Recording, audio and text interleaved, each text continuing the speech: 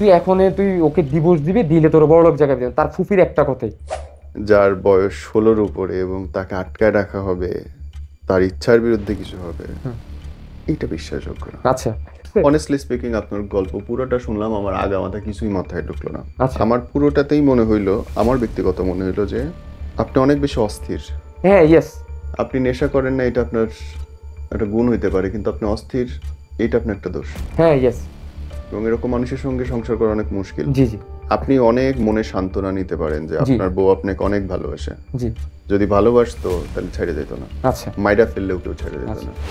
আজকের এই গল্পটা যারা প্রেম করে বিয়ে করছেন তাদের জন্য, বিশেষ করে যেখানটায় ধনী গরিবের ব্যাপার আছে, যেখানে সৌন্দর্য কিংবা সাধারণ মানুষের ব্যাপার আছে। প্রেম সুন্দর, চিরন্তন, কিন্তু প্রেম করার সময় আমাদের মনে থাকে না সামাজিক ব্যবধানগুলো, অর্থনৈতিক ব্যবধানগুলো কত বেশি ক্ষতির কারণ হয়ে যায়, দুটো মানুষের জীবন পুরোপুরি বদলে দেয়। শুরুতে বলি, প্রতিবাদ কিংবা সচেতনতার জন্য বলতে চাইলে নিজের কথা, আমাদের ইমেল অ্যাড্রেস, হোয়াটসঅ্যাপ নম্বর দেওয়া আছে, লিখুন, আসতে চাই শোতে। আর ভিডিওটা শেয়ার করে চ্যানেলের সঙ্গে থাকবেন, সাবস্ক্রাইব করে, সেই জন্য থ্যাংক ইউ। আপনার প্রথম দেখা থেকে আমাকে বলেন, বিচ্ছেদে যাব পরে। আমার সাথে যখন তার সম্পর্ক হয় তখন হলো 2020 সালের নভেম্বর মাসের 17 তারিখে তার সাথে আমার সম্পর্ক শুরু হয়। তার আগে দেখা কোথায়? দেখা, আমি যে বিল্ডিং এ থাকতাম ওই বিল্ডিং এর মধ্যে আমার সাথে তার সাথে দেখা আর কি। আচ্ছা। তো সে নিউটনে পড়তো, আমি পড়তাম হলো অনার্স সেকেন্ড ইয়ার কমপ্লিট করা ছেলে। জি। তা আমি একটা পত্রিকায় চাকরি করতাম। তো তার সাথে আমার যে করে হোক সম্পর্ক হয়েছে। হওয়ার পরে আমরা কি করলাম, এপ্রিলের 8 তারিখ আমরা তার তার সে পড়াশোনা করতে হলো টঙ্গীতে, আমিও পড়াশোনা করতাম টঙ্গীতে। সে হলো টঙ্গী স্টেশন রোডে পড়াশোনা করতো, আমি হলো টঙ্গী গভর্নমেন্ট কলেজে পড়াশোনা করতাম। তো সে থাকতো, আমার ওয়াইফ থাকতো তার কাকির সাথে। তো কাকি সহ আইসা আমরা এপ্রিলের 8 তারিখ আমরা কোর্ট কাবিন করে বিয়ে করি। কোর্ট কাবিনের 3য় পৃষ্ঠাে আমি নিজে থেকেই উল্লেখ করে দিছি, কেউ কখনো ছাইরা যাইতে চাইলে 3 বার সেটা আমরা আমার ফ্যামিলিদেরকে জানাই, আমরা আলাদা হয়ে তারপর দিয়া আমাদের ফ্যামিলিগত বসে একটা রেজিস্ট্রেশন করে তারপর দিয়ে একটা মোহরানা ধার্য করে তারপর আমরা কখনো যদি বিচ্ছেদ হতে চাই তাহলে আমরা সেপারেট হব। তা আমি তাকে বিয়ে করছি, করার পরে সে তার বাসায় চলে গেছে, আমি আমার বাসায় চলে আসছি, মানে আমি আমার শ্বশুর বিল্ডিং এ থাকি। তাহলে বিয়ে করার দরকারটা কেন বোধ হইলো তখন? জি। যদি আপনারা আলাদাই থাকবেন তাহলে বিয়ে করার দরকার কেন ছিল? না, আলাদা থাকবো না, মানে ওই কোর্ট কাবিনের মধ্যে কিছু সত্য লেখা থাকে। আপনারা বিয়ে করে হাজবেন্ড ওয়াইফ একসাথে থাকবেন, এই জন্যই মানুষ বিয়ে করে। জি জি। কিন্তু আপনারা বিয়ে করে ওকে ওর বাসায় পাঠিয়ে দিলেন, আপনি আপনার বাসায় কেন চলে আসলেন? তার আবার আমি আমার বাসা বলতে আমি যে বিল্ডিং এ থাকতাম ওই বিল্ডিং এ আমার ওয়াইফ থাকতো। সেখানেই থাকেন আপনি, কিন্তু আপনি কেন উঠে নিয়ে আসলেন না? আমি কেন উঠে নিয়ে যাই না, তাকে হইলো তার মানে একটা পরীক্ষা শেষ হওয়ার পরে তাকে বেড়ানোর জন্য তার যে বর্তমান মা, তার মায়ের বাসাতে নিয়ে যাবে। বাসা হলো আপনার যাত্রাবাড়ির সাথে। তো তাকে ওইখানে সুন্দরভাবে আমি বিয়ে শাদী করার পরে আমরা এটা। আপনি আমার প্রশ্ন উত্তর দিলেন না এখন। জি। আপনি কি দরকার পড়লো যে তাৎক্ষণিকভাবে তাকে বিয়ে করতে হবে, আবার কি দরকার পড়লো যে বিয়ে করলেন আবার তাকে রেখে আসতে হলো? রেখে আসি না, তাকে তার কাকির সাথে তাকে বলছে যে ওই জায়গাতে দিয়ে আসতে, তখন তার কাকি আমার সাথে বিয়ে দিয়ে তাকে ওখানে দিয়ে দিছে, মানে তাকে ওখানে বেড়ানোর জন্য দিছে। ফ্যামিলির সবাই জানতো বিয়ে হচ্ছে? না, ফ্যামিলির সবাই জানতো, শুধুমাত্র তার কাকিই জানতো। তাহলে ওই সময় বিয়ে করার কি দরকার ছিল? বিয়ে করার দরকার ছিল হলো, সে বলছে যে আমার এবং তার সম্মতিতেই আমরা বিয়েটা করে রাখছি, আমি পড়াশোনা করব এবং সেও পড়াশোনা করবে। আমি যখন পড়াশোনা শেষ করব বা ভালো একটা চাকরি করব তখন আমি তার ফ্যামিলিকে অফারটা দিব, বা আমার ফ্যামিলি তার ফ্যামিলি আমাকে বলবে। এই নিয়ে মিললো না, পরে আগে। হ্যাঁ, তারপরে আগান। তারপরে আমি এভাবে নর্মালে চলাফেরা করতেছি। তো রমজান আসলো, রমজান মাসে আমাদের সম্পর্কের কথাটা তার বাবা মা জানতে পারলো। জানার পরে আমি তাকে রেখে, মানে সে আমার বিল্ডিং এ থাকে, মানে আমি যে বিল্ডিং এ থাকি, তো আমি তাকে রেখে যেতে চাইনি রমজান মাসে। পরে আমি গেলাম, যাওয়ার পরে দিয়ে আমি আসলাম রমজান ঈদের 2 দিন পরে চলে আসলাম। আসার পরে তার সাথে আমার একটা সম্পর্ক, মানে আমি তো সে তো আমার বৈধ বিবাহিত স্ত্রী, সঠিক। তার সাথে আমার একটা মানে স্পর্শ হয় আর কি, যেটাকে বলে। তো আমার আমার স্ত্রী, সে তো তার ফ্যামিলি জানে না, তো এর মধ্যে তাকে আবার আমরা বিয়েটা গোপন রাখছি, তাকে বিয়ে দেওয়ার জন্য প্রচুর প্রেশার দিচ্ছে। তো সে বলছে যে এতটুকু বলছে, উপরে একটা ছেলে থাকে, মানে ওই ছেলেকে বিয়ে যদি এখন করতে হয় আমি ওই ছেলেকে বিয়ে করব, আর যদি বিয়ে এখন করব না আমি পড়াশোনা করব। মানে সে সুন্দরভাবে তখন আমার পাঁচ স্পর্শে সেই সন্তানের মানে জননী হওয়ার। প্রেগন্যান্ট? হ্যাঁ জি, প্রথমবারেই? প্রথম স্পর্শে।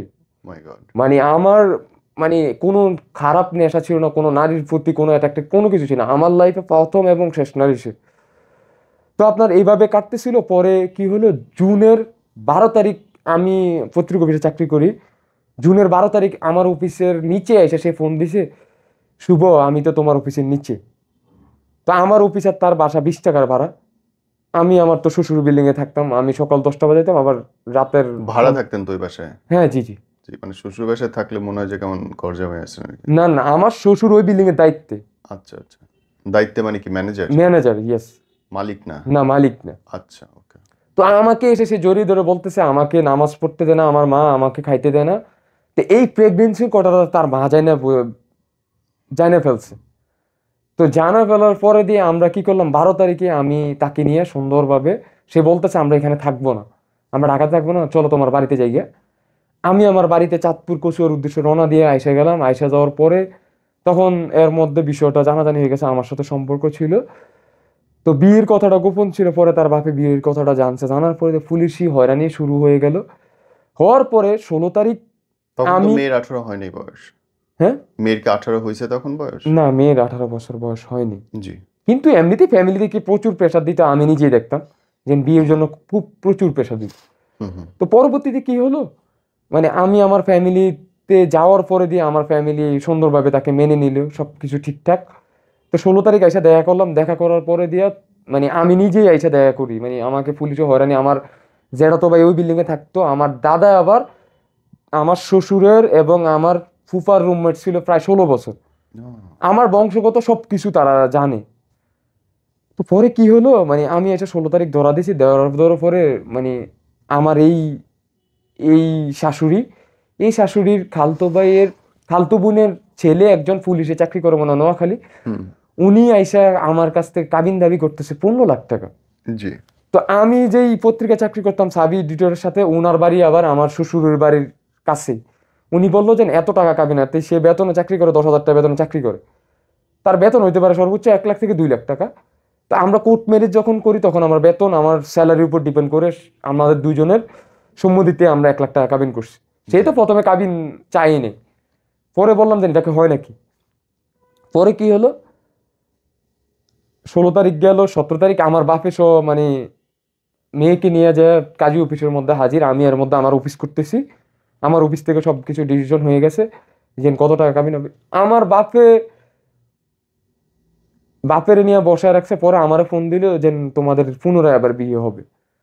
তখন আমি আমার ওয়াইফ আমরা রাজি ছিলাম না, আমার বাপেও রাজি ছিল না, বিয়ে তো হয়েই গেছে, আগেই বিয়ে হয়েছে, আমি কাগজপত্র সবকিছু দেখালাম। পরে কি করলো, এরকম ভাবে জোর জবরদস্তি করে 7 লাখ টাকা কাবিনের নিচে করবে না, নইলে আমাদের বাপ পুত্রে মানে পুলিশে ধরাই দিবে। তার যেই আম, মায়ের খালতো বোনের ছেলে, উনি এই কথা বলতেছে। আমার বাপের চোখের পানি, আমার চোখের পানি, আমার বাপের আমি হাত মুট করে ধরলাম যে বাবা তোমার ছেলেটা অন্যায় করছে, তুমি তার জন্য অপমান অবস্থা হতে না, আমি তো তার সাথে সংসার করব, আমি যত টাকা কাবিন বলে আমি তাতে রাজি আছি। কাবিন করার পরে একটা অঙ্গীকারনামা রাখছে, অঙ্গীকারনামার মতো সুন্দরভাবে লেখছে আমি আমার স্ত্রীকে কাছ থেকে কোনোদিন যৌতুক নিতে পারবো না, তাকে কোথাও বেড়াতে যাইতে দিতে পারবো না, তাকে আমার সাথে সাথে রাখতে হবে। মানে একা বেড়াতেও যেতে দিতে হবে? হ্যাঁ, তাকে ইন টোটাল তেজ্য করে আমার কাছে সমর্পণ করছে, আমার কাছে দিয়ে দিছে। দেওয়ার পরে দিয়ে আমি আমার অফিস কন্টিনিউ করতে চাই, এর মধ্যে কোরবানি চলে আসছে, আমি আমার ওয়াইফকে বাড়িতে পাঠাই দিছি। 1 মাস আমরা সুন্দরভাবে কাটতেছে। 1 মাস পরে আমার ওয়াইফকে পাঠালাম, সে বেড়াতে যাবে বলছে তার আপন খালার বাসায়, চট্টগ্রামে থাকে, ওখানে গেছে। ওখানে যাওয়ার পর আমার শ্বশুর অঙ্গীকারনামা রাখছে, আমাকে মামলা দিবে, এই করবো ওই করবে, পুলিশে হয়রানি। পরে তাকে ওখানে যে মোটামুটি 88 দিন ছিল, থাকার পরে সে ঢাকাতে আসছে, এর মধ্যে বছর শেষ। আমি তাকে ঢাকাতে নিয়ে মোটামুটি 3 বছর 6 মাস সংসার করতেছি। এর মধ্যে সে মেট্রিক পরীক্ষা দিল 2022 সাল, মেট্রিক পরীক্ষা দিয়ে 2022 সালের শেষ দিকে। তো আমাকে শুরু থেকে তার যে মা ফুফি, যিনি পালতে লালছে 2.5 বছর থেকে তাকে 15 বছর, তাকে আমার পছন্দ হয় না। কেন পছন্দ হয় না? আমার মানে সবচেয়ে বড় কথা কি জানেন ভাইয়া? সবচেয়ে বড় কথা কি, মানে মনুষ্যত্বটা বেশি দরকার, মনুষ্যত্ব আদায় করা দরকার না টাকাটা বেশি দরকার? আমাকে পছন্দ হয় না ওনার শুরু থেকেই। উনি আমার বউকে ফোন দিয়া, মানে আমার মৃত শাশুড়িকে সহ খারাপ খারাপ গালিগালাজ করে আমার ওয়াইফকে আমাকে মেন্টালি টর্চার করতো।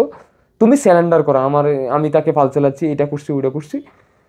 তো আপনার কি হলো, যখন মেট্রিক পরীক্ষা শেষ হয়ে তার ফুফি হঠাৎ করে একদিন সন্ধ্যার সময় ফোন দিছে, মেয়েটাকে তো আমি ফাল চালাচ্ছি, তুমি একটা কাজ করো, তুমি আমার বাড়িতে পাঠাও, 1 সপ্তাহ বেশি রাখবো না। উনি 1 সপ্তাহের কথা বলে 5 মাস 19 দিন আটকে রাখছে। আটকে রাখার পরে তার রেজাল্ট দিল, রেজাল্টও ভালো করলো। আমি তাকে আবার তখন থেকেই আবার তার যে আমার কাছে, সে কিন্তু গ্রামে থাকতো, ওই করোনার সময়ে তাকে ঢাকাতে আনা হয়।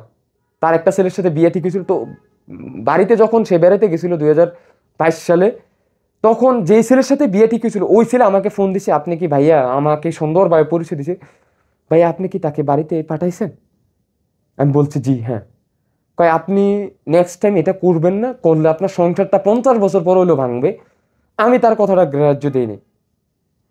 বিয়ের 3য় দিন, মানে তাকে নেওয়ার পরে দিয়ে 3য় দিনে তার ফুফি ফোন দিয়ে, মানে আমরা ফকিন্নি ছেলে, আমাদের বাড়িতে কিছু নেই, তো আমার ওয়াইফের কাছ থেকে আমাদের বাড়ি ঘর দুয়ার, আমার বাবার জায়গা সম্পত্তি কি আছে না আছে, তার টোটালি তাকে মেন্টালি এভাবেই তাকে সব সময় আমার স্ত্রীর। আমাকে একটা কথা বলেন, আপনি বললেন যে তাকে নেওয়ার পরে 5 মাস আটকায় রাখছে। জি। আটকায় কেমনে রাখে যদি আমি না থাকতে না চাই? থাকতে না চাই, আমি মাস্টার্স করতেছি ইসলামী স্টাডিজ নিয়ে। আমি আপনাকে যদি বলি যান, মানে আমার স্ত্রীর সাথে একটা ঘটনা, তার জ্যাঠাতো ভাইয়ের সাথে একটা ঘটনা, তার মায়ের সাথে একটা ঘটনা, একই ব্যক্তি করানো হয়েছে। তাকে যাওয়ার পরে তাকে হিপনোটাইজ করার, বিভিন্নভাবে মেন্টালি টর্চার হতে, তাকে যেই, আপনি বিশ্বাস করবেন কিনা জানি না, আমি যেহেতু ইন্না আওতাইনা কাল কাউসার ফাসাল্লিল রব্বিকা আনহার ইন্না শানিয়া কলম, এক আল্লাহ অদ্বিতীয়, আল্লাহর কোনো শরিক নেই। তো এটা যদি আপনি বিশ্বাস করেন বা আমি বিশ্বাস করি, তাহলে আপনাকে জিন যেহেতু মানুষের আগে সৃষ্টি করা হয়েছে, আপনার এখানে কুফুরিকেও বিশ্বাস করতে হবে, আল্লাহর সাথে কাউকে শিরিক করা। তো তাকে হিপনোটাইজ করে তাকে তখন থেকে আমাকে খারাপ করার জন্য আমি তাকে ফোনটা দিয়ে দিছি না, ওই ফোনটা তার আটকানো ছিল।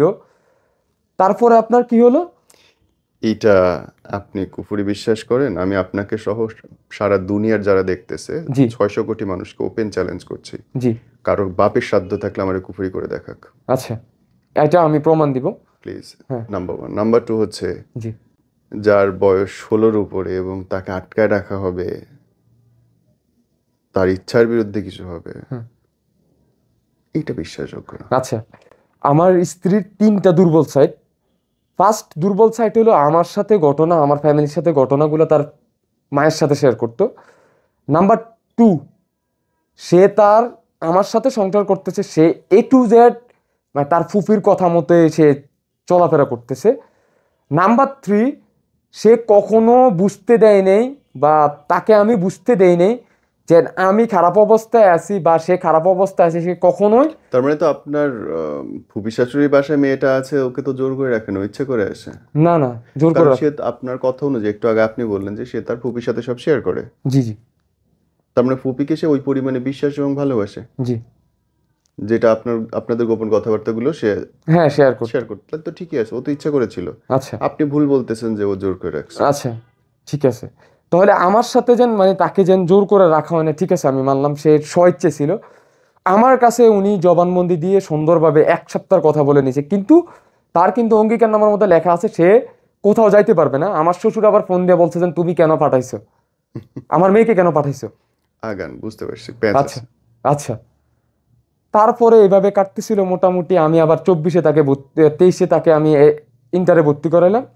এর মধ্যে তার ফুফি ঢাকাতে আসছে, আসার পরে দিয়ে, মানে মা ঢাকাতে আসছে। তো আমার সাথে সংসার করতে দিবেন, আমার শ্বশুর সাথে শেয়ার করছে। আমার শ্বশুর বলে যেন ছেলের টাকা পয়সা নাই, কিন্তু ছেলের হিসাবে সবকিছু ঠিক আছে। এর মধ্যে আমি যোগাযোগ করি না, আমার 5 মাস 19 দিন যেন যাকে রাখছে, আমাকে কোনো সাইড থেকেই আমাকে উইক পায় নাই। তো তার যেই বাবা মানে ফুফা, আমার বিয়ার পরের দিন একটা নেগেটিভ সাইড দিয়ে, একটা সম্পর্কের শুরুতেই ফ্যামিলিগত এন্ডিং হওয়ার পরে দিয়ে একটা নেগেটিভ সাইড দিয়ে শুরু করছে। তাকে আমি গার্মেন্টসে চাকরি দিতাম, তাকে নিয়ে আমি ফ্ল্যাটে থাকি কেন এটাও সমস্যা, তাকে আমি পড়াশোনা করাচ্ছি কেন এটাও তার ফুফার সমস্যা, তাকে নিয়ে কেন আমি ঢাকাতে থাকি এটাও সমস্যা। তো এই সব কিছু মিলিয়ে আমাকে একটা মেন্টালি টর্চার মধ্যে, আমি তার ফুফির সাথে কন্ট্যাক্ট করতাম না ইচ্ছা করেই। তো আমার আবার কি হয়েছিল, আমার গত বছর আগস্টের 3 তারিখে প্রমোশন হয়েছে। হওয়ার পরে আমি আবার, পৃথিবীর কোথাও কি লেখা আছে স্বামী যদি বাইরে থাকে স্ত্রী বাইরে থেকে বাজার করে খাইতে পারবে না নিজের জন্য? এটা কি কখনো সম্ভব না? সে যেই রাস্তা দিয়ে কলেজে যায় আমি তাকে রিক্সা দিয়ে নামায় দেই, ওই কলেজের রোডেই শাকসবজি হতে A to Z সব কিছু পাওয়া যায় কলোনিতে। তো এটা কি কখনো একটা পুরুষের দুর্বল সাইড হতে পারে? বাজার করে খাওয়াইতে পারে না? আমার যাইতে হয় আশুলিয়া, আমার যাইতে হয় গাজীপুরা, আমি নাম করা একটা মানে প্রতিষ্ঠানে চাকরি করি। তো এর মধ্যে কি হলো, আমি এভাবে চলতেছে সব কিছু ঠিকঠাক। তো তার ফুপি যত কিছুই করুক না কেন, আমার স্ত্রী আমার পক্ষে। জুনে বা জুলাইতে একটা ঘটনা ঘটছিল কলকাতাতে, একটা নারী ডাক্তার। চিকিৎসক, ডাক্তার, হ্যাঁ। হ্যাঁ নারী ডাক্তার ধর্ষণ হয়েছিল তার বান্ধবীর দ্বারা। তো আমার স্ত্রী কি করছে, ওই জুন মাসের না জুলাই মাসের 20 তারিখে, আমার এক্স্যাক্টলি টাইম নেই, আমাকে বাসা থেকে সে সবসময় গেলে সে সবসময় মানে আমার কাছে কোনো কিছু লুকাইতো না, আমার ফেসবুক পাসওয়ার্ড, তার Facebook password A to Z সব কিছু শেয়ার করতো। কিন্তু তার দুর্বল সাইড একটাই বললাম, যে আমি তার সাথে কোনো কিছু বলে তার ফুফি কি বলতো। কিন্তু আমি যদি কখনো অন্যায় করতাম বা করতাম, সে অন্যায় করতো, আমি তাকে ম্যানেজ করে চলতাম, সে আমাকে ম্যানেজ করে চলতো। কিন্তু তার ফুফির সাথে এগুলো শেয়ার করার কারণে তার ফুফি ওই আপনার আমার সাথে বিয়ে হওয়ার পরে আমার ফ্যামিলি কন্ডিশন, আমার দরিদ্রতা যেটাকে বলে আমার মিডল ক্লাস, এটা তার ফুফির একবারে প্রথম থেকে পছন্দ হয় না। এটা আপনাকে প্রমাণ দিতে হলে আমি প্রমাণ দিতে পারবো, তার যে বাড়ি, পছন্দ নাই হতে পারে। হ্যাঁ তার বাড়ির লোকজন, তার আত্মীয় স্বজন, আমি সবার সাথে বিষয়টা শেয়ার দেন করি। আপনার ডিভোর্সের মূল কারণ এটাই? না, ডিভোর্সের মূল কারণে তখন আসতেছি। হ্যাঁ, ডিভোর্সের কারণ এই আমার এই অসচ্ছলতা, মানে আমি বলছি আমি পড়াশোনা করবো না, আমি ব্যবসা বাণিজ্য করবো, আমি তোমাকে সময় দেবো। তো আমার স্ত্রী বলছে পড়াশোনা ছাড়া কি আছে, তুমি পড়াশোনা করো, পড়াশোনা শেষ করো, তারপরে দেন তুমি চাকরিতে যাও। তা আমি অনার্স শেষ করলাম, অনার্স শেষ করার পর দিনই আমার মানে প্রমোশন হয়েছে।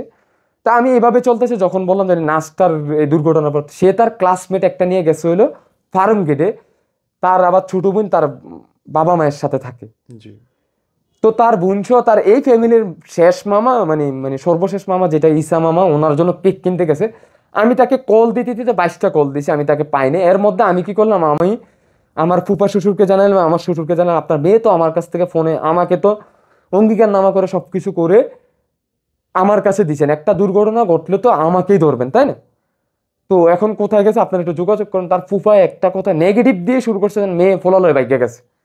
আমার খুব এই কথাগুলো তার ফুফি, আজকে আমি সে বিভিন্ন ছেলেদের সাথে কথা বলতো, আমি যখন 5 মাস 1 সপ্তাহের কথা বলে 5 মাস 19 দিন আটকাইলো, ওই সময়ে আমি যখন আমার ওয়াইফ ফোন বন্ধ করে সবসময় ফোন মানে আমার সাথে কন্ট্যাক্ট খুব মানে আর্লি করতো, যেন কম কথা বলি, তার সাথে আমি সুন্দরভাবে চলাফেরা করি। তা আপনার তার ফুফির নাম্বারে ফোন দিতাম। আমার সাথে এখন পর্যন্ত 3 বছর 6 মাসের সংসারের মধ্যে, ডিভোর্সের পরে 3 বছর 6 মাসের মধ্যে আমি 3 দিন তাকে কল দিতে পারিনি। একদিন বৃষ্টি ছিল, আমার ফোনে চার্জ ছিল না, আরেকদিন আমি ফোন ভেঙে ফেলছি, আরেকদিন হলো সে ফোনটা অন্য জায়গায় রেখে চলে আসছিল। এরকম ভাবে 3 দিন। এই আমাদের 3 বছর রিলেশনের 4 বছর, আর মানে বিয়ের 3 বছর 6 মাস।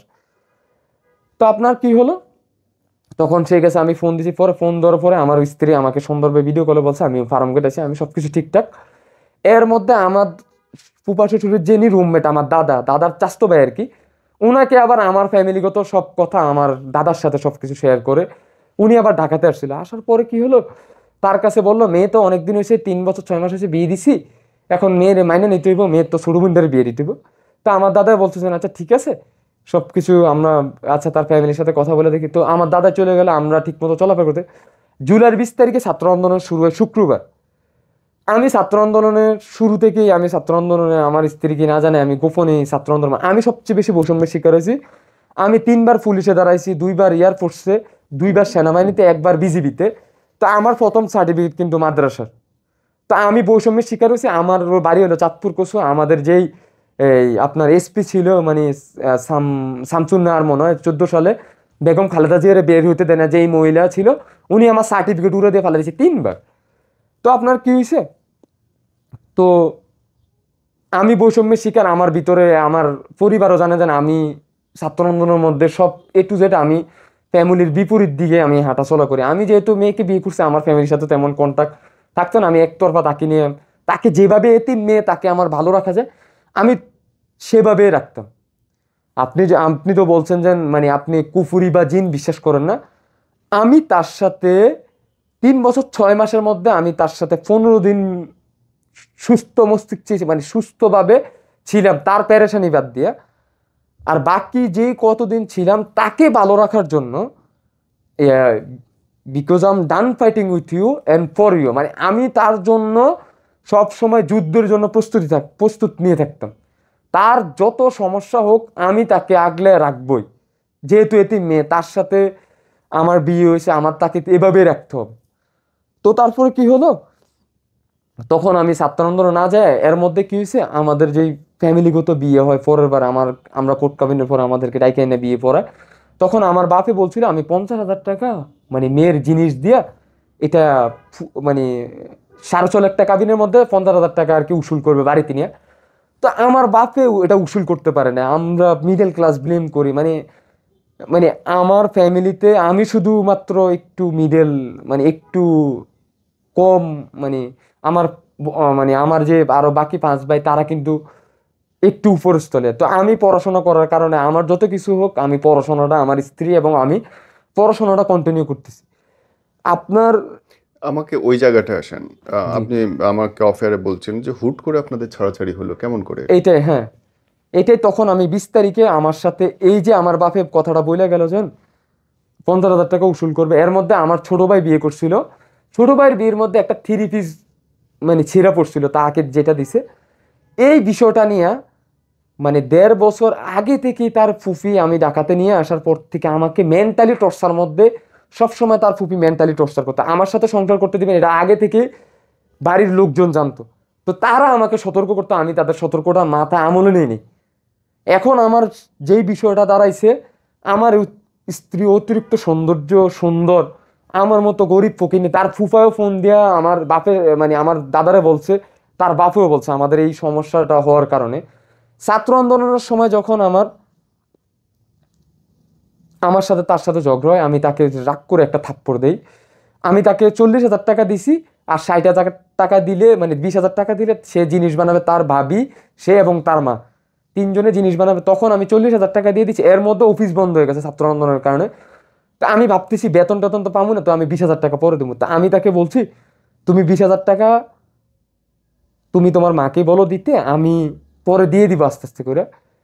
আমার ওয়াইফ কি করছে, সে তো তার ফুপির সাথে শেয়ার করতো সব কথা। এর মধ্যে আরেকটা কথা, না 2023 সালের 23 তারিখে আমার ওয়াইফ আমাকে, আমার সিনিয়র মানে যে বস, উনি আমাকে একটা মোবাইল গিফট করছিল 38,000 টাকা দামের, OnePlus 60 নতুন একটা ফোন। আমার ওয়াইফ কি করছে, ফোনটা রেখে দিয়ে সে বাড়িতে যাবে যাবে, কিন্তু আমার ভিতরে আছে সে বাড়িতে যদি 3 দিনের কথা বলে নেয়, তাকে 11 দিন 9 দিন এরকম ভাবে জোর করে রাখে, দিতে চায় না, দিবে না, বিভিন্নভাবে আমাকে তার ফুফি মেন্টালি টর্চার করতো, বিভিন্ন লোকজন দিয়া ফোন দিত বা কথাবার্তা খারাপ খারাপ বলতো। আমি এগুলো কখনো মনে নিতাম না। এর মধ্যে তাকে গোপনে একটা ফোন, একটা সিম কিনে দিছিল 2023 সালের 23 তারিখে বাড়িতে যাওয়ার পরে। এরকম ভাবে চলতে হচ্ছে, আগস্টের 10 তারিখে আমার বাসা থেকে সে সবকিছু নিয়ে তার ফুফার কথাতে সে আমার বাসাতে যা কিছু ছিল তার, মানে এর মধ্যে ছাত্র আন্দোলনের মধ্যে যে ঘটনাটা ঘটলো, আমি তাকে থাপ্পড় দিয়েছি, দেওয়ার পরে সে তার ফুফিরে ফোন দেওয়ার পরে আমি রাগ করে কি করছি, তার মুখ বেড়া চাপা দিয়ে ধরছি, তুমি বলছি দেন আমাদের বিষয় তুমি কেন তোমার ফুফিকে জানো। তো আমি তার মুখ বেড়া ধরছি, এক পর্যায়ে তাকে আমি কথা বন্ধ পারি না, আমি মুখ বেড়া চাপ দিয়ে ধরছি যে তুমি চুপ করে থাকো। তো আমি এই থাপ্পড়টাতে কাল হয়ে দাঁড়ালো আর কি, এটা আমি তাকে থাপ্পড় দিই। তারপরেও আমি তাকে ম্যানেজ করে আমি নিজে রান্না করতাম। তার 2টা জিনিস সবসময়, প্রতি সপ্তাহে 2টা জিনিস থাকতো, এক গরুর মাংস, আর হইলো তারা যেহেতু নদী এলাকার মানুষ, তারা ইলিশ মাছ ছাড়া সে খাইতো না। তা আমি তাকে সবসময় কাছে রাখতাম, আমি বাইরে বাইরে থাকলো, আমি এরপরে বাসায় গিয়ে আপনাকে ডিভোর্স দিল? তার ফুপি মানে তাকে হাতিয়ার বানিয়ে আর কি এই ডিভোর্সটা করে। আমার স্ত্রী এখনো আমার প্রতি টান আছে, সেটা প্রমাণ আমি আপনাকে দিচ্ছি। দেন। আহ, আপনার যখন আমাদের এই হাতাহাতি দেওয়ার পরে সে তার ফুফির চোখের অপারেশন খুলনা থেকে তার ফুফি প্ল্যান করতেছে। কেমন প্ল্যান করতেছে, তার বাইর বোরা, কবে হ্যাঁ ডিভোর্স হয়েছে কবে? ডিভোর্স হয়েছে হলো আগস্ট সেপ্টেম্বর 14 তারিখে আপনার কাছ থেকে যাওয়ার পরে? হ্যাঁ, 1 মাস পরে দিয়া, মানে তার ফুফা ফুফি কিছু ঘটনা করছে, ঘটনার কারণে বাড়িতে এবং এই বিল্ডিং এর মধ্যে সবাই জানাজানি করতেছে যে তার বিবাহিত স্ত্রী। আমি আপনাকে ওইটাই এক্সপ্লেন করতেছি। আমার কাছ থেকে আমার সাথে যে হাতাহাতি হইলো, এই হাতাহাতির পরে আমি তাকে ম্যানেজ করে চলতেছি। এর মধ্যে তার ফুফিকে চোখের অপারেশন করানোর জন্য খুলনা নিয়ে গেছিল তার ছোট ভাইয়ের বাসায়। তো ওইখান থেকে থাকা অবস্থায় তাকে প্ল্যান করতেছে, তোমাকে খালি তুই কোনো রকম কোনো বিষয় নিয়ে ঝামেলা এমন করিস না, তোকে টান দিয়ে নিয়ে আমু। এর মধ্যে আমার ভাড়াটিয়ারা আমাকে সতর্ক করছে যে তুমি তার সাথে ঝামেলা করো না। তোমার ফ্যামিলির সদস্যরা আমরা দেখছি বাসায় আসতে দেখছি, কিন্তু তার ফ্যামিলির সদস্য তার ফুপি কিন্তু গোপনে তাকে ছোট একটা মোবাইল কিনেছে। তুমি বাসার থেকে যাওয়ার পর তার ফুপির সাথে সব কিছু বলে। তো এইটা বললো যে তার বাসার কাজের বুয়ারা বলছে, আমাদের বাসার কাজের বুয়া তারা দুইজন, আমরা সরকারি কলোনিতে থাকতাম তালতলা, তো ওই কলোনির মধ্যে থাকতাম যেন, তো আমাদের সিকিউরিটি সিস্টেম সব কিছু, সে যেহেতু সুন্দর, তাকে আমি নিজেই কোরআন শরীফ পড়া শিখাইছি, নামাজ পড়া শিখাইছি, A to Z আমি তাকে এজ লাইক সে আমাকে যেরকম একটা পুরুষ দরকার আমাকে সে ওইভাবে পাইছে। শুধুমাত্র আমার একটা দুর্বল সাইড, আমার টাকা নেই। তো আপনার কি হলো, যখন 10 তারিখে গেছে, তার ওখান থেকে প্ল্যান করে আসার পর তার ফুফির 4 তারিখে, আগস্টের 4 তারিখে চোখের অপারেশনে ইসলামিয়া ফার্মগেট হাসপাতালে। সে যখন ডিভোর্স হয় তখন কি সে ওদের বাসায়? না, হ্যাঁ, তো আমি এটাই বলতেছি। তখন সে 10 তারিখে গেছে, আমার অফিস খুলছে, আমার অফিস খোলার পরে দিয়ে আমি আমার অফিসে গেছি, সে তার ফুফির সাথে দেখা করতে গেছে। আমার অফিস আর আমার শ্বশুরের বিল্ডিং 10 মিনিটের রাস্তা। আমি তেজগাঁও মানে আর কি আপনার মহাখালী বাস টার্মিনাল পাশে আমার অফিস, নাসা গ্রুপ। তো আপনার কি হলো, যাওয়ার পরে দিয়ে আমার প্রথমে স্ত্রী ফোনটা আটকাইলো, তার ফুফা এবং ফুফি, এই প্ল্যান শুরু। ফোনটা আটকানোর পরে দিয়া তার ফুফা ফুফির নাম্বার থেকে আমাকে ফোন দিছে, তোর কত বড় সাহস আমার মায়ের নিচে, তুই আমার মায়ের আজকে তালাক দিবি, তালাক লেটারে সাইন করে তুই ফাড়া দিবি, এরকম ভাবে অকথ্য ভাষায় গালিগালাজ করতেছে। তখন কি হলো, আমি রাত্রেবেলা 10টার দিকে বাসায় ফিরে আসি অফিস শেষ করে। আসার পরে 11 তারিখ আমার ভাইকে আমি বিষয়টা জানালাম, আমার বড় ভাইকে। আমার মানে তার বাবা বলতে হলো ফুফা, তো সে ফোন দিছে, আপনি আসেন আমার, মানে যেহেতু স্বামী স্ত্রীর বিষয়, তাই আমি তাকে মেয়েকে কথা বলে দিয়ে দিব। আমার ভাই রাতে 9টা বাজে 11 তারিখ আইসা বসে আছে। তার ফুফাই কি করছে, আমার অফিসের রাস্তায় সিকিউরিটি গার্ডের চাকরি করে একটা কমিউনিটি সেন্টারে, উনি কি করছে, ফোনটা বন্ধ করে আমাদেরকে বসা রাখছে 4 ঘন্টা। রাতের মোটামুটি 12টা-1টা বাজে গেছে, আমার ভাইসহ আমি সব বসে আছি। এর মধ্যে আমার স্ত্রী তো ওই বিল্ডিং এ, আমি আমার স্ত্রীর সাথে দেখা করতে গেছে, তার ফুফি আমার ধাক্কা দিয়ে ফালা দিছে। আমার ভাই গেছে দেখা করতে, আমার ভাইয়ের সাথে দেখা করতে দেয় না, সমস্যা ক্রিয়েট করলো। 10 তারিখে আমি আবার ওই বাসা চেঞ্জ করার জন্য অন্য জায়গাতে বাসা নিয়েছি, 10,000 টাকা ফ্ল্যাট, আমরা একলা থাকবো, আমাদের এক রুমের ফ্ল্যাট থাকবে, আমরা সব কিছু আলাদা।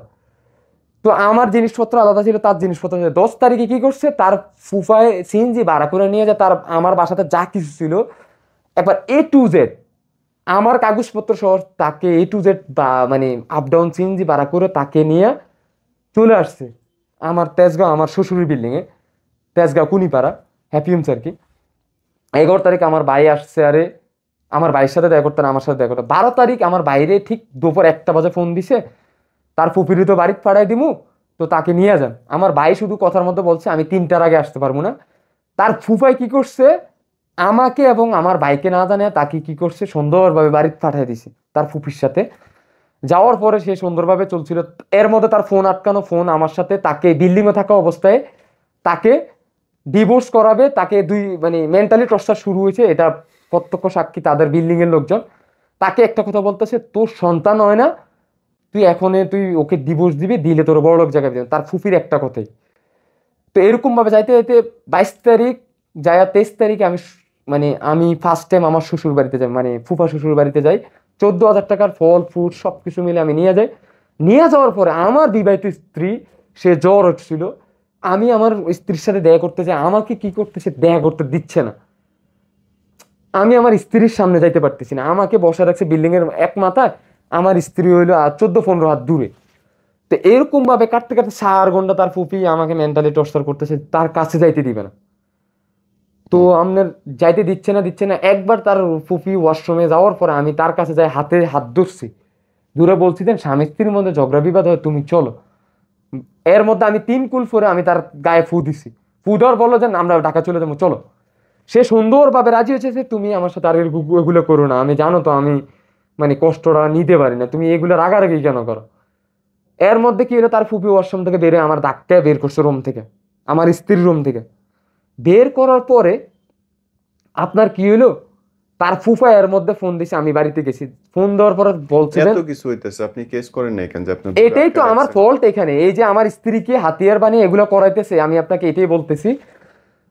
তো আপনার প্রথম ফল্ট ছিল আমার স্ত্রী আমার বাসা থেকে না বলে জিনিসপত্র নিয়ে আসছে। নাম্বার 2, আমি আমার ভাইসও নিয়ে গেছি আমার স্ত্রীর সাথে দেখা করতে। নাম্বার 3, আমার কাছ থেকে অনুমতিবিহীন আমার স্ত্রীকে বাড়িতে নিয়ে গেছে। নাম্বার 4, আমি আমার স্ত্রীর সাথে দেখা করতে গেছি আর আমার স্ত্রীর সাথে আমাকে দেখা করতে দেয় না। যখন বিল্ডিংয়ে এবং তার বাড়িতে যখন এগুলো নিয়ে মানুষ কবল ধরতেছে, মানে এমন তো ফোলা মিথ্যা মামলাটা আমরা দিলে দেন, তা আমি আর এগুলো কোনো কিছু বলি না। আমার স্ত্রী আর আমি মাঝে মধ্যে কথাবার্তা বলতাম, সবকিছু সে নর্মাল বিহেভ। এর মধ্যে কি হলো, তার ফুফাই কি করছে, আমার ফ্যামিলিকে ডাকার কথা বলে তাকে কি করছে ঢাকা আনছে 12 তারিখ, আইনে কি করছে 13 তারিখ শুক্রবার। উনি আবার এর মাঝখানে কি বলছে, তোমরা স্বামী স্ত্রী ঝগড়া করো কি লেগে, তো তোমরা কাছাকাছি বাসা নাও। তো আমি কি করছি, নাকাল পাড়াতে আবার বাসা নিয়েছি 10,000 টাকা দিয়ে। আমি আবার তাকে ইউসিসিতে ভর্তি করেছি 18,000 টাকা খরচ করে, আমি ওখানে অ্যাডভান্স দিয়ে রাখছি মিরপুর 10-এ। আমি তাকে ডাক্তারি পড়াবো বা কিংবা নার্সিংয়ে পড়াশোনা করাবো। তো তার ইন্টারের রেজাল্ট খারাপ হয়েছে, ইংরেজিতে রেজাল্ট খারাপ হয়েছে। তো আমি সব জায়গাতে আমার কাছে আমার স্ত্রী ব্যতীত, আমার স্ত্রী বলছে যে একটা অ্যামাউন্ট রাখো, তো আমি একটা গোপনে একটা আমার অ্যামাউন্ট ছিল। তা আমি কি হলো, আমি ওই টাকাটা দিয়ে তার সব কিছু ঠিকঠাক করে রাখছি। এর মধ্যে বলতে দেন তুমি আনার পরে দিয়া, তার ফুপে বলতেছে আনার পরে দিয়ে তুমি মেয়ের সাথে তুমি কমিউনিকেশন করে তুমি তোমার বউরে নিয়ে যাও। আনছে, আনার পরে দিয়ে আমি আমার শ্বশুর বিল্ডিংয়ে আবার 12-13 হাজার টাকা খরচ করে আমি আমার শ্বশুরের বিল্ডিংয়ে ফার্স্ট টাইম উঠতেছি বিয়ের 3.5 বছর পরে। উঠার পরে আমি আমার স্ত্রীকে একতলা পাই না, 2 তলা পাই না, 3 তলা পাই না, 4 তলায় আমার একটা রুমের সামনে যাওয়ার পরে আমার একটা তার প্রতি টান হয়েছে। আমি রুমের দরজাটা ধাক্কা দিয়ে তার পায়ের উপর যেয়ে পড়ছি, সবার সামনে পায়ের উপর পড়ছি। সে আমাকে ক্ষমা করে দিবে। এর মধ্যে তার ফুফার একজন রুমমেট এবং আমাদের ভাড়াটিয়া, উনি আমাকে দেখছে আমার শ্বশুরের বিল্ডিংয়ে আমি 9 মাস ছিলাম, আমার সিগারেট খাওয়ার নেশা নাই, আমার অন্য নারীর প্রতি কোনো আমাকে যে ডিভোর্সটার মধ্যে যে কথাগুলো লেখছে, আমার কোনো দিক থেকে আমাকে তারা আমার শ্বশুর পরীক্ষা নিয়েও চাইছে যেন আমাকে আমার শুধুমাত্র মানে নেগেটিভ সাইড হলো, আমার উইক সাইড হলো আমার টাকা পয়সা নেই। এটা হলো আমার সবচেয়ে দুর্বল সাইড। এই দুর্বল সাইডটাকে এখন স্ট্রং সাইডে পরিণত। এর মধ্যে আমার চাকরি গেল, এখন ভাবতেছে আমার স্ত্রী ভাবতেছে আমার কেরিয়ার নাই, কি এমন আর এর সাথে সংসার করতে, সংসার বাতি করে গবে। এর মধ্যে আমার ডিভোর্স দেওয়ার পরে দিয়ে আমার সাথে আমার স্ত্রী সুন্দরভাবে বলছেন তুমি সুন্দরভাবে চলাফেরা করো। আমার কাছ থেকে মানে আমার স্ত্রীর ডিভোর্স দিছে ঠিকই, কিন্তু সে ডিভোর্সের মধ্যে রাজি ছিল না, এটা আমরা বুঝতে পারছি। আমরা সিসিটিভি ফুটেজ দেখছি কাজী অফিসে, তাকে মেন্টালি টর্চার করছে দেন, সে বুঝতে পারছে যে তাকে তার ফুফায় একটা কথা বলছে, তোরে 15 বছর পালছি লালছি, তোর লাগে কি আমরা জেল খাটবো। এখনো কথা বলতেছে আপনার সাথে? এখন কথা বলতেছে গত 2 সপ্তাহ যাবত, যখন আমি এই বিষয়টা যখন তাকে বাড়ি থেকে আসতে দিচ্ছে না বা সে তার, আমি আপনাকে কিন্তু আগেই বলছি আমার স্ত্রী কিন্তু দুর্বল সাইড 3টা। সে বাড়িতে যদি 3 দিনের কথা বলে যায় সে 10 দিন হলেও থাকবে। তার আরেকটা দুর্বল সাইড, সে সব বাসার A to Z শেয়ার করা, সব কথা তার ফুপির সাথে শেয়ার করতো। তো আমার স্ত্রীর সাথে যে হাতাহাতি যে হলো, এর মধ্যে আমার শ্বশুর তার ফুফা অনেকভাবে চেষ্টা করছে। অনেস্টলি স্পিকিং আপনার গল্প পুরোটা শুনলাম, আমার আগা মাথা কিছুই মাথায় ঢুকলো না। আচ্ছা। আমার পুরোটাতেই মনে হইলো, আমার ব্যক্তিগত মনে হইলো যে আপনি অনেক বেশি অস্থির। হ্যাঁ, ইয়েস ইয়েস। আপনি নেশা করেন না, এটা আপনার একটা গুণ হইতে পারে, কিন্তু আপনি অস্থির, এটা আপনার একটা দোষ। হ্যাঁ, ইয়েস। এবং এরকম মানুষের সঙ্গে সংসার করা অনেক মুশকিল। জি জি। আচ্ছা, সো ডিভোর্স কেন হয়েছে আপনারা ভালো জানেন। এইটা ডিভোর্সটা হওয়ার কারণ হলো তাকে আমি হাতে দোয়া করি আপনি বড় হন জীবনে। আপনার এই পুরো স্টোরি থেকে যদি মানুষ শিখে, কি শিখবে বলেন তো? প্রথমত হলো আমার কাছে আমার স্ত্রীকে, আমি তো আমার লাইফে আমি এখন আমার স্ত্রীকে একটা স্পেশাল মেসেজ দিতে চাই। আমার স্ত্রী ব্যতীত হাজার নারী যদি আমাকে সঙ্গ দেয়, আমার এই একাকিত্ব মানে যাবে না।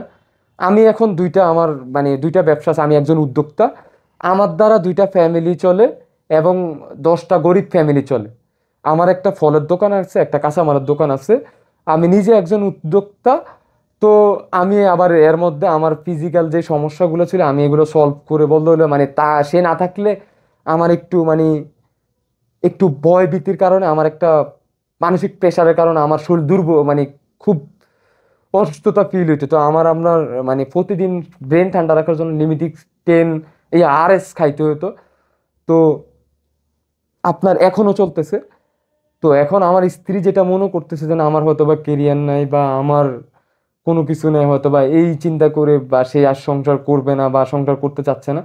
যেহেতু সে আমার প্রতি দুর্বল আছে, দুর্বল থাকার মানে আছে এখনো, এটা আমি বিশ্বাস করি। এখন পর্যন্ত আমি আমার স্ত্রীর সাথে দেখা করার জন্য 8 বারে গেছি, একবারও তারা এটা বিশ্বাস করে আমার স্ত্রীর সাথে যদি আমি দেখা করতে যাই, আমার স্ত্রী আমার সাথে আসবে। উনি এসছেন একবার দেখা করার জন্য? উনি আসে নাই। তাইলে কি, তার মানে তো ডিভোর্সের, দেখেন আপনি অনেক মনে সান্ত্বনা নিতে পারেন যে জি আপনার বউ আপনাকে অনেক ভালোবাসে। জি। যদি ভালোবাসতো তাহলে ছেড়ে যেত না, আচ্ছা। মাইরা ফেললেও কেউ ছেড়ে যেত আচ্ছা। না, এটা নিশ্চিত থাকে। হ্যাঁ আচ্ছা।